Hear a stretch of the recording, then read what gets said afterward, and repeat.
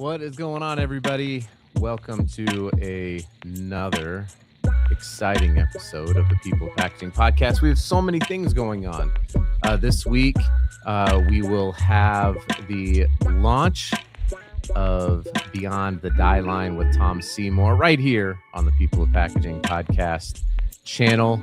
Super exciting. Going to be continuing my series on sales exegesis, or the exegetical sales process. And that's actually part of what brought me to this episode today. So last week I shared about Multicolor Corporation filing for Chapter 11 bankruptcy. And, I highlighted companies like mine and others, for the record, others that are not owned by large private equity firms. And then I also did a post highlighting ones that are owned by private equity companies, including CCL, which is not owned by a private equity firm. They are, in fact, publicly traded, but they're a bigger company. Most of the bigger companies scale to that size, largely driven by private equity funding. And so that set off an interesting time in my little life, which was people from MCC, people who used to work at MCC reaching out to me, people commenting publicly, telling me I don't know what a prepackaged Chapter 11 bankruptcy is. I didn't know what it was. Thanks to Thomas Barrett, former somebody who used to work on bankruptcy, for chiming in and saying, it's really not that much of a difference. It's just that you negotiate the terms prior to entering. It just saves you some time in Chapter 11. So I got a lot of you didn't do your research. So my friends, I did. I just I went in. I found the filing, which this is all publicly available information. I'm not sharing. Nobody sent this to me under the secrecy of night. I don't have any sort of anything happening, but I do want to kind of break down what it seems like what happened according to the court filing, which was filed by, I'll pull this up here as we kind of go through it, which was filed by Garrett Gable, who is now the Chief Restructuring Officer at Multicolor. He has transitioned from, he was the CFO in January of 2024, and now is the Chief Restructuring Officer in 2026. All right. So like I said, I pulled up the actual filing here, filed in bankruptcy court. So this is public information. This is stated by the company. This isn't me making anything up. I am going to talk about what it seems as though over here I've got a little generative summary that was pulled up by AI that we can kind of go through as well. There's another site that I used to help me glean some information. I tried to read as much. It's 241 pages. And a lot of it is very legal speak. So I will start this off by saying I am not a legal nor financial scholar by any stretch of the imagination. There are people who know a lot more about this than I do.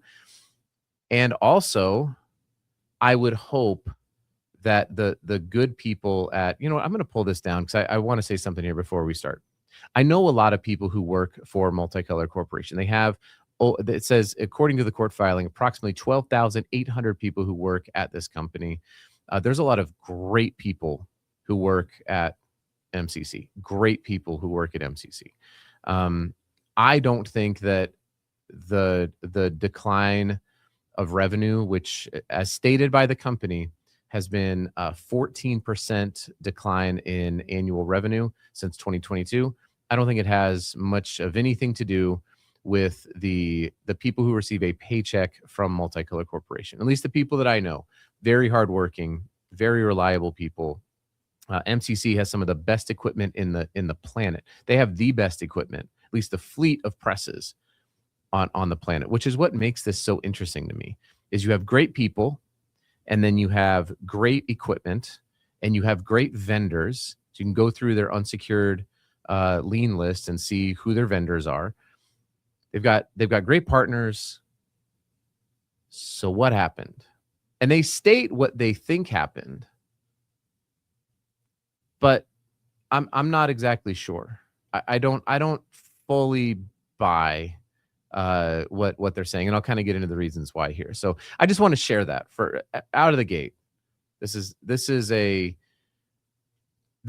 larger look at the macroeconomics that are involved when people with billions of dollars invested and entities with billions of dollars invested into a company begin to expand their influence over that company. All right. And I'll share one story that happened. What year is it now? 2026. This would have been 7 years ago. About a couple of really interesting meetings that I was able to have during the WS Packaging MCC merger, which happened by under the Platinum Equity Group. So a lot of my experience was not with CD&R. I never worked for MCC with CD&R. I worked for MCC under Platinum Equity and also JW Childs at WS Packaging.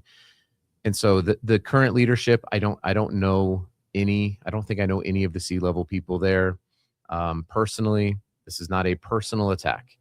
Again, this is just an interesting study because you guys asked me to do this. You wanted me to get it. You said to dig in, and so I dug in. All right, so let's pull this back up here. This is probably. Can I zoom in on? Oh, let me zoom in over here. Maybe there we go. Make that a little bit bigger. Okay, so over here we have the court filing. I wanted to come down here to something that so here's their graph. Okay, so this is their revenue. So in 2021, MCC acquired Fort Dearborn, or CD&R acquired Fort Dearborn and merged them together with Multicolor. Now they talk about this down here. Number 6, MCC's efforts to navigate this significant industry volatility overlapped with its ongoing efforts to integrate Fort Dearborn Company, which MCC acquired in October of 2021. So essentially what you have in 2022 is the combined revenue of the two companies, right? So they're stating that up here that there was significant raw material and labor constraints, which happened in 2021 and 2022 due to market and supply chain issues. We all dealt with this. Every label supplier dealt with what was happening in 2020, 2021, and 2022. The overall industry and the combined company, MCC, Fort Dearborn, WS, and amongst their other, you can see over here, it says they're currently at 90 facilities.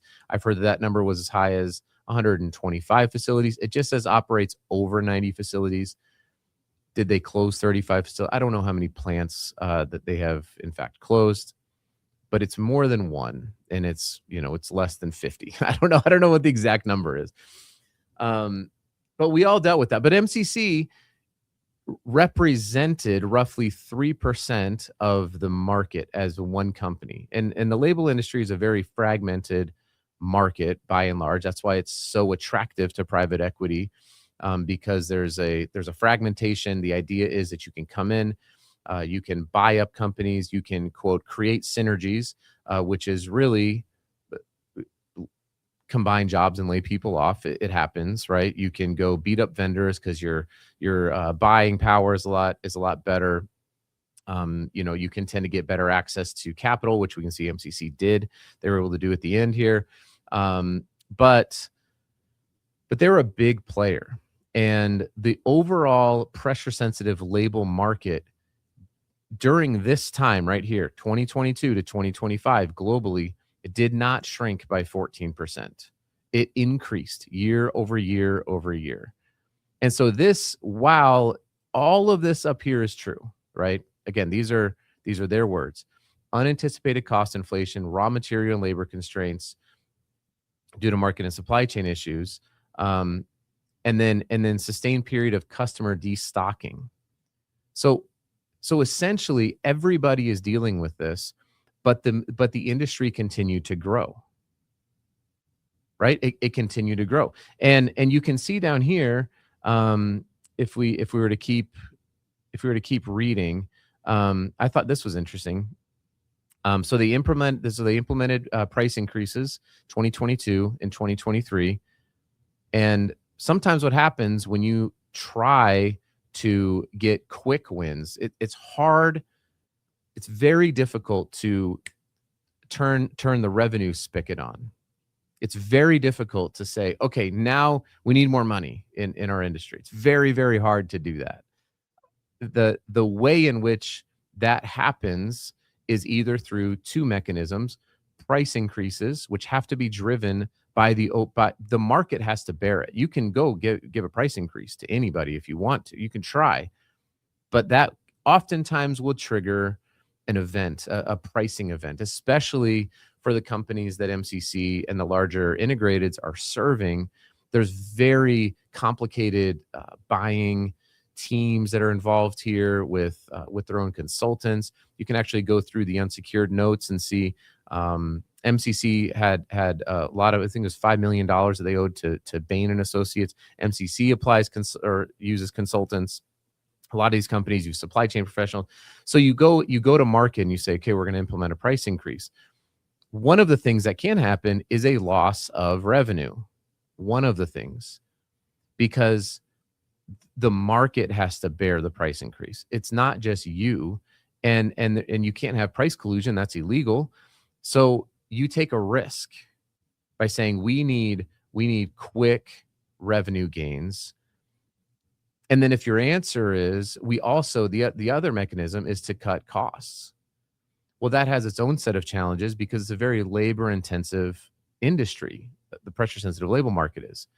So you have kind of your fixed overhead people, which by the time this is going on has already been leaned out a fair amount through the integrations of MCC, WS Packaging, and Fortis. There's already been a leaning out of a lot of these kind of fixed overhead, mid-level, C-level people.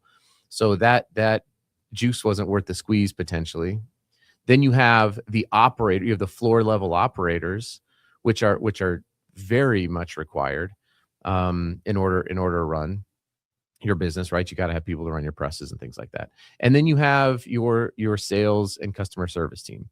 And in my experience, again, this is going back to 2019, that was where a lot of the cuts were also happening back then. Back in 2019 and 2020, they really took effect in 2020 and 2021 at MCC. Then they acquired Fort Dearborn. So you've cut costs out of customer service and sales, specifically sales, because those tend to be the highest paid W-2 employees, and it feels probably a bit more commoditized, which I think that this Chapter 11 filing shows that's probably not true. I don't think that salespeople. Obviously, I do a lot of sales training. I've run sales teams. I've been in sales. I know the most about that side of the business. And I can tell you that coming in and saying, hey, we need more sales and we're going to pay you less to generate more sales is probably a bad way to go about it. And I think that we're seeing that play out right here, right? So revenue drops. And then it says down here, and I think this said quite a bit. Where was it? Oh, although these efforts were intended to stabilize the business to weather the period of uncertainty, ongoing management turnover, and a lack of quality data-driven insights further contributed to the company experience. Now, again, operationally, I can't even imagine the order of magnitude that would go in to smashing together these three larger companies and then bolting on other pieces of business to have whatever the number is, 90, 100, 110, 120, however many facilities MCC operates, and all of the different operating systems. That has to have been insane. The revenue piece, though, there are very real ways in which a company can gather revenue numbers and projected revenue numbers and know what they are. It's And oftentimes, and I have, by the way, yet to see a label company or a packaging company really nail this, is that businesses can, in fact, get those numbers based on 4 pretty key metrics. But unfortunately, what happens in these situations is getting to that data feels expensive. And so again, it's all short-term gains. It's all trying to go after short-term gains. So we can come down here and we can look at in 2024, and I did hear rumors of this Project Optimus, and it says it's an operational and commercial restructuring, new frontline leaders, eliminate operational inefficiencies, and bolster customer loyalty. Now, what this meant for a lot of customers, and this is why I highlighted companies that are on the smaller end, isn't because I was like, oh man, now's our time to go get all this business. It's because a lot of customers don't know who to call because we, on the smaller end, kind of suck at putting ourselves out there and saying, hey, we're available. This is why people come work with us. This is why we are a good bet as a, as a primary or a secondary or a tertiary supplier. We're not very good at that. And so yeah, some of us sometimes we got to turn into carnival barkers or whatever, we have to, because people need to know that we're out there. You know what I mean? You have to know. Project Optimus did involve a shedding of certain size companies in terms of revenue, because it can be seen as complicating the business. And I understand it. It can take the same amount of time to process. It takes about the same amount of time if you lack data-driven insights. It take the same amount of time to process an order for $1,000 as it takes to process an order for $100,000 or $1,000,000. And so if you're processing and you're not leveraging technology to process a lot of 50, $1,000, $2,000, $5,000 orders, then it's going to feel like you're getting bogged down and you're going to go, listen, we have to shed this business. This started when MCC and WS merged because we were told on the revenue team. Again, this is going back, it's not under the current leadership. I want to make that very, very clear. This was different leadership. But we were told as a sales organization that we would no longer receive commissions on companies that were spending less than $50,000 with our company, which is a signal to say you don't need to go service these customers any longer. We don't value them as much as we value the other customers. That's the signal that would go out to the market. And then you fast forward and you see not only the degradation of revenue that happens with these decisions, but you begin to see the degradation of EBITDA. I'm trying to remember where it was in this report. I'm sure I could find it.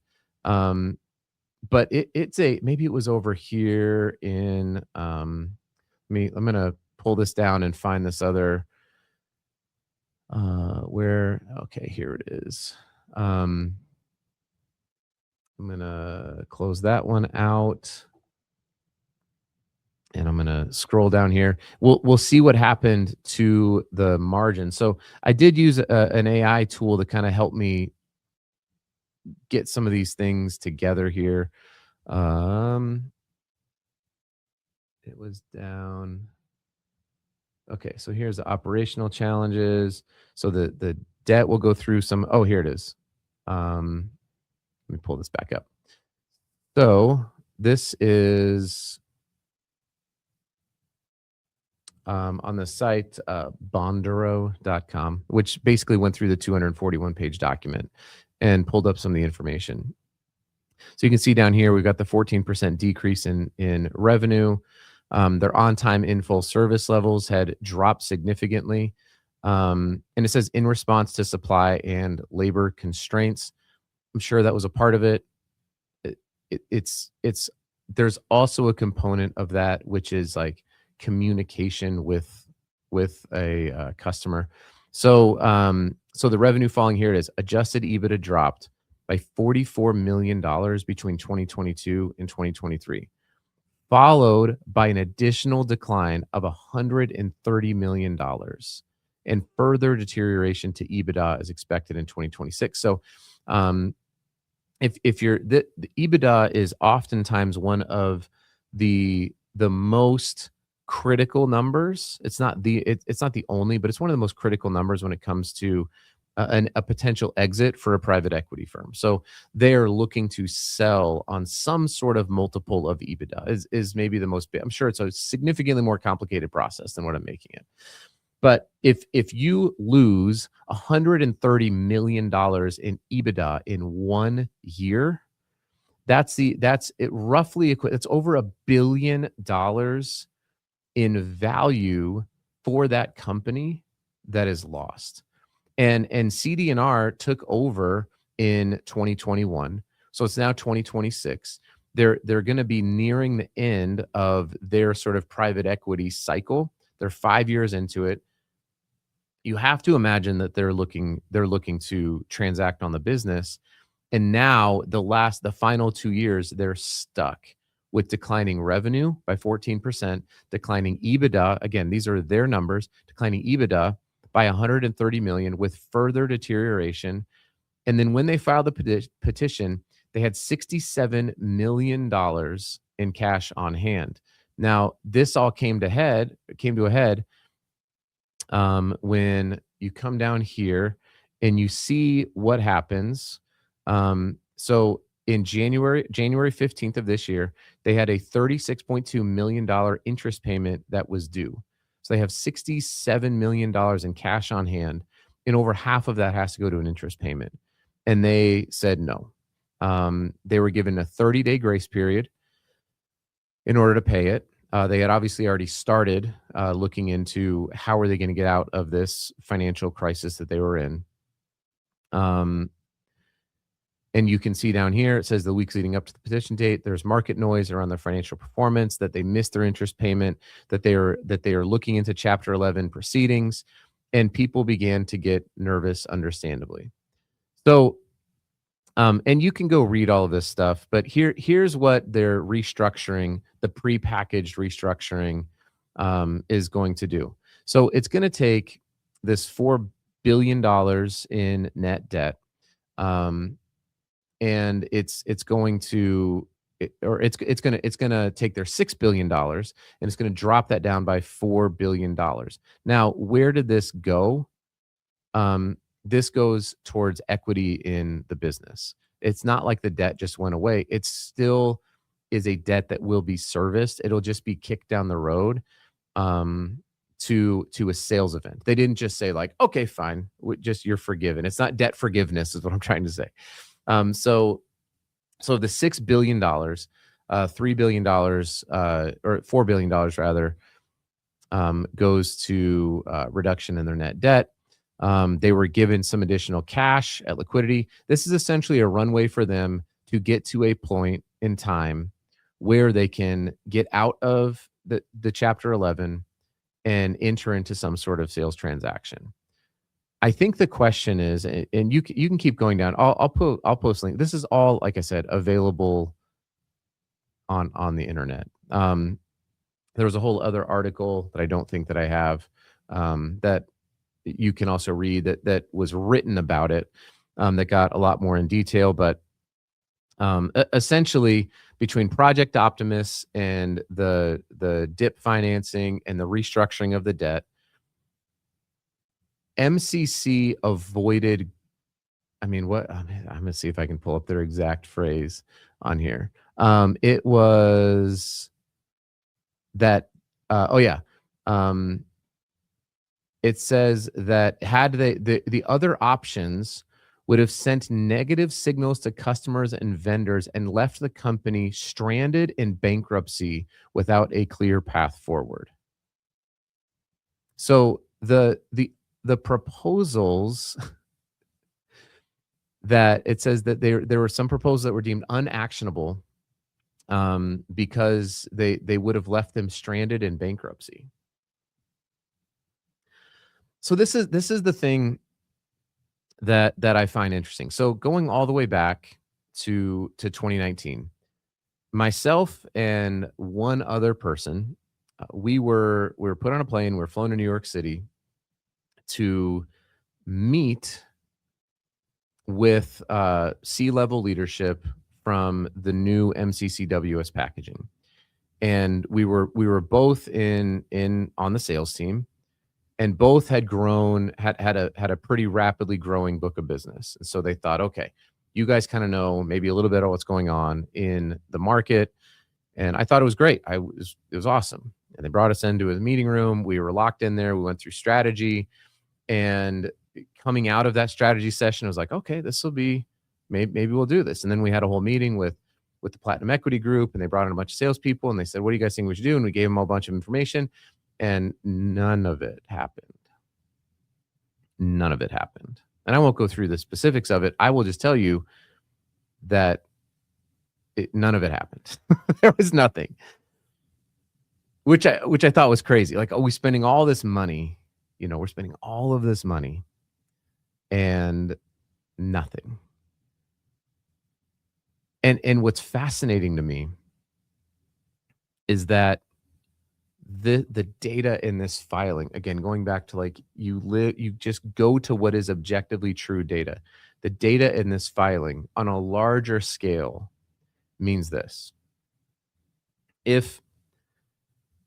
Yes, there were market forces at play, but the global market stayed for pressure sensitive labels. There was a slight dip, but there was a lot of companies who pulled through pretty strong through that time, because they hadn't done the things that were negatively impacting the customers. There was a pulling back from the customer during that time.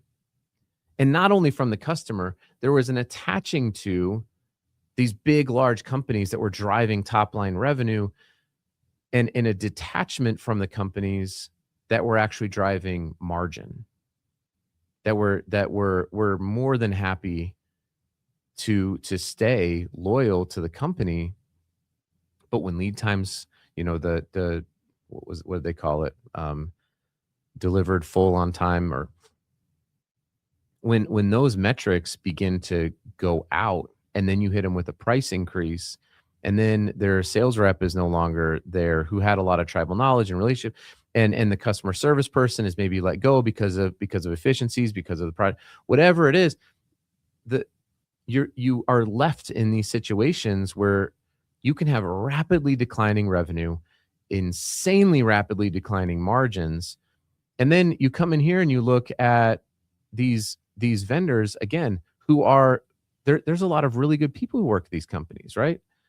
Avery Dennison, $28 million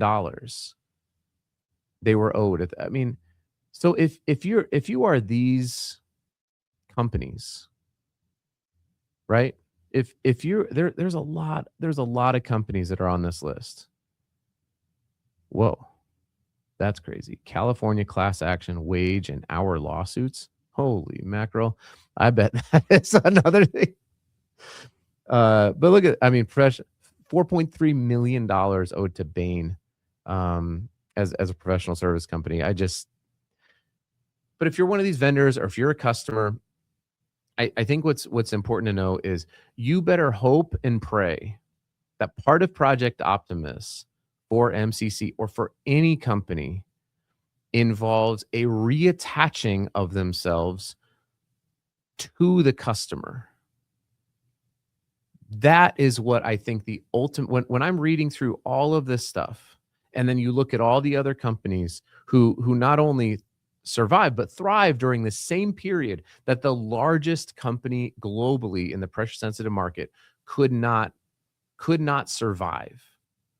It ended, this period is ending in a restructuring through a Chapter 11 process, and inviting another $4 billion that was debt that is now equity that needs to be paid out on a transaction event. And you look at all of that, and there's a lot that goes into it, obviously.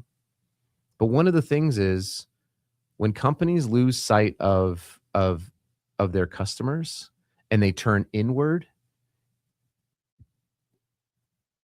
rough things happen to the business.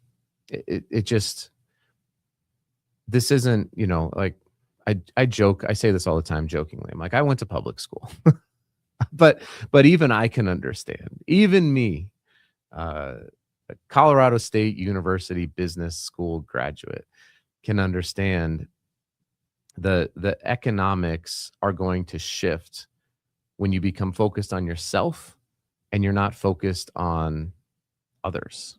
You're not focused on your customers. You're not focused on delivering the best experience for your customers. When you're not investing in the people who are closest to your customers, when those investments are pulled back, and you end up putting money into professional service providers and consultants who can come in and tell you all the things, but the people who are there, the people who are interacting with the customers, with the salsa company that's giving you $150,000 a year, and you're delivering great. When you start to pull back from those companies, and salsa is just a general. I had salsa last night. That's probably why. Start pulling back from those companies. This is what happens. And I also share all of this data, and there's so much more. I'm already half an hour into this, and people are, if you're still listening to me, then you are the real superhero. There's so much more in this report to get into and to dig into. But I did get a comment that said, like, it's business as usual. It is not business as usual. It cannot be. There is a restructuring plan. There is a chief restructuring officer. There is someone whose job it is to make sure that the company is restructured, that changes are happening within the organization. You should hope that it's not business as usual.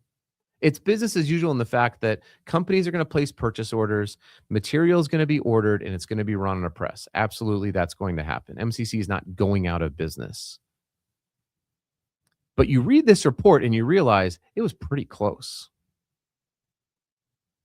It was pretty close. And I think that should at least cause okay, what would have happened had this actually occurred? What if they actually shut their doors? You should ask that about any of your important vendors. The label vendor is often the vendor that's sort of at the bottom of the list, because in terms of a spend on your product packaging, it's probably the least amount of money that you're spending between your bottle supplier, your cap supplier, your folding cartons, whatever. Your label is going to be the least expensive of those things.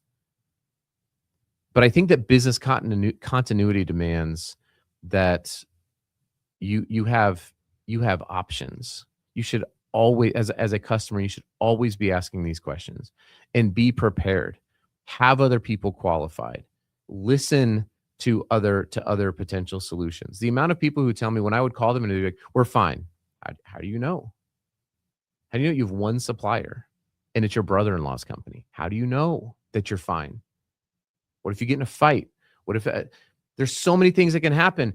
And at the end of the day, the label is the last thing that typically goes on your product. And so you could do everything needed to get your product out to your customer.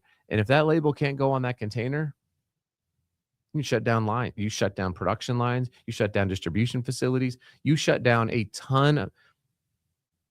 So just be aware. Go look it up. Go look up the filing, read the pages, use an AI to summarize them, right? Like you can do your due diligence now with Multicolor Corporate. You can look at what's going on, and you can make the decision if you're a company who's working with MCC, you can make your own decision based on this. But I would ask, does the Chapter 11 filing mean that their vendors are going to be more or less forgiving on terms? Are are are they are are they going to be more or less or more or less going to work with you more or less on your terms? Are they going to be more or less willing to absorb price increases to make long-term decisions for your benefit? Remember, CD&R has owned them for 5 years. They just transferred $4 billion in debt to the cap table as still payable, and the only way to really pay that out is going to be with the transaction because, as it said, EBITDA is declining 44 million to 130 million annually in margin, and that number is, to their own words, expected to continue to decrease.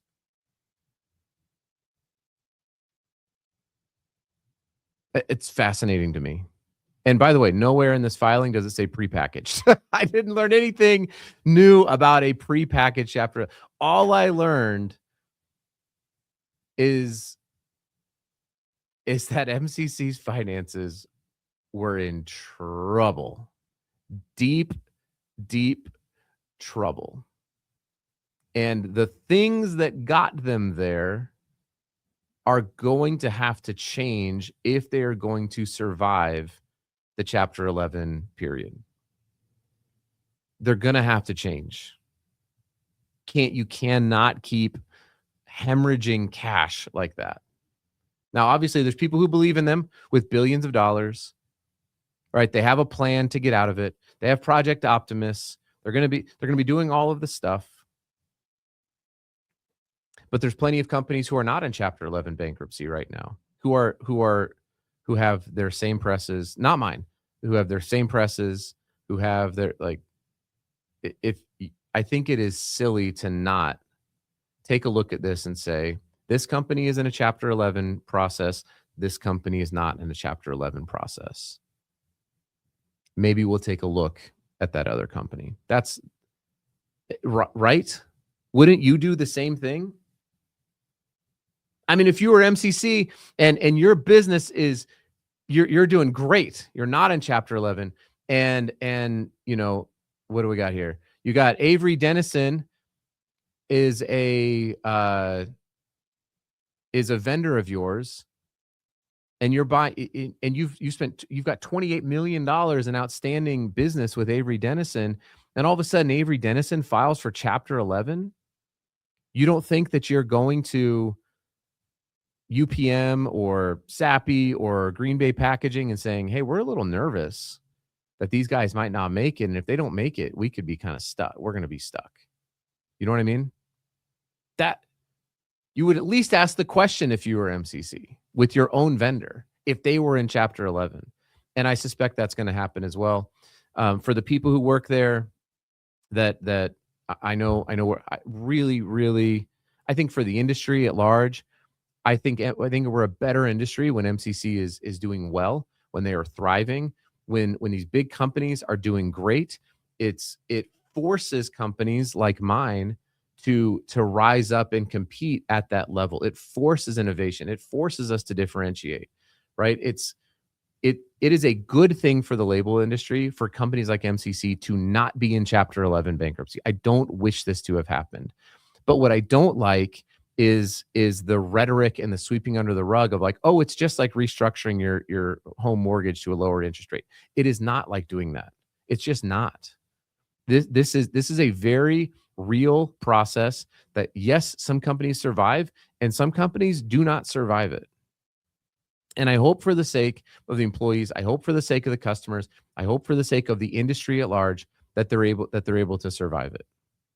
Do I wish they would have listened to myself and dozens of other people who told them that the direction they were going was not wise? Of course I do.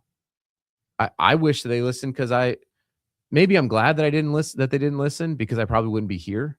I'd probably still be there and I'd have a great job. And it would be it. But at the end of the day, the question is, I don't know. I don't know if they're going to survive. Will Project Optimus work? Who knows? I'm not a prophet. I do know what they stated. $44 million in EBITDA loss, 14% reduction in overall revenue. What then becomes left is potentially divesting of business units, of assets, of their the end of this, if it goes negative, is not great. If it goes positive, it's great.